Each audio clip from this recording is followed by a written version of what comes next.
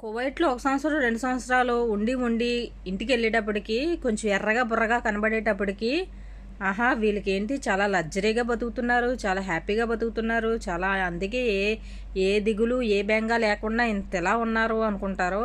కువైట్లో ఇన్ని బాధలు పడుతూ టయానికి నిద్ర లేకపోయినా తిండి లేకపోయినా ఎండాకాలం వస్తే ఎండలకి వేడి చేసి ముక్కంట బ్లడ్ వచ్చేసిన, చలికాలం వస్తే చలికి ముక్కంట బ్లడ్ వచ్చేసిన, ఇవన్నీ భరిస్తూ టైం నిద్ర లేకపోయినా వాళ్ళు తిట్టినా వాళ్ళు కొట్టినా ఇవన్నీ కూడా భరిస్తూ భరిస్తూ భరిస్తూ ఉంటున్నారు అంటే లగ్జరీ లైఫ్ బతకడానికి కాదు, బాధ్యత భుజాల మీద వేసుకున్నారు కాబట్టి బ్రతుకుతున్నారు. ఇక్కడ కొంతమంది అనుకుంటారు ఆహా మేము కూడా సంపాదించేస్తాం వెళ్ళి అనుకుంటారు.